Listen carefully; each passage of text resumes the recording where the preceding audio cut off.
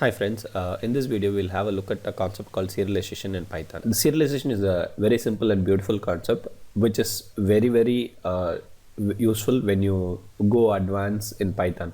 For example, when you want to learn machine learning or any deep learning, what you do is you'll have store the data of the training set somewhere and load it and then use it. Okay, so now you may not understand the jargons which I say for that.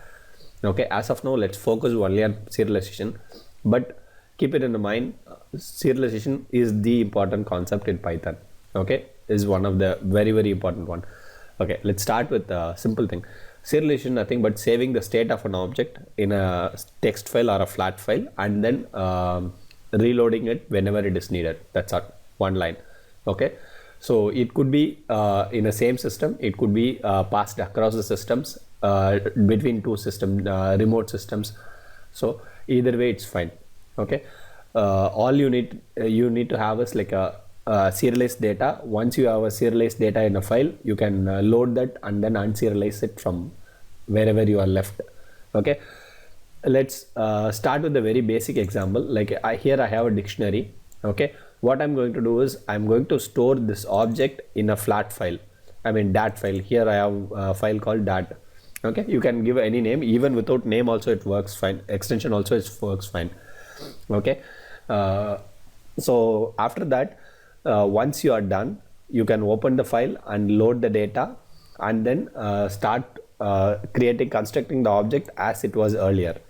Okay, see here, I am just declaring the data and writing it and dumping it. Once I dumped it, I reopen it. So after reopening, I'm not converting that individual key value pairs into a proper dictionary. All I do is I load the pickle file and then start using it. Here I'm just printing it. You can use it by any way you want. Okay, so that's all. So you don't need to do the hassle of reconstructing the object.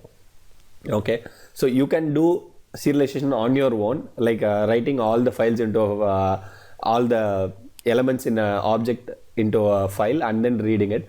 But the trouble is like you'll have to know the structure of the object, then only you'll be able to reconstruct.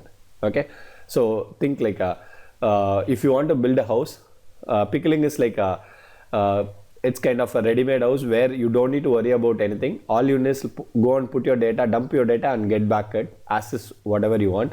Whereas if you write on your own, you have to take care of the hassling of having all the structures in place and then taking it, using it. Okay, so that's the difference between writing on your own whereas using the pickle library. That's all. Okay, when I initially started, I had this confusion, and this is very important clarification which you have to keep in mind. You can serialize without using the pickle library, but that's a painful thing. If you use it, the pain is removed from you. So all the languages try to eliminate the pain from the programmer. So that's what Python is also doing it. So let's run it. So I'm just going to run the pickle object. All I did is like I had a value and then reloaded it and printed it. So it's like opening a normal file and use a function called dump. So it'll write the thing. And if I want to read the same way, I'm opening the file and say load. There it is dump. It's like a typical English word, dump your garbage and then load the garbage whenever you want it. As simple as that. Okay, let's change the value. So let's change it as GUI and here GUI.in. Let's put it this way and check it whether it runs fine.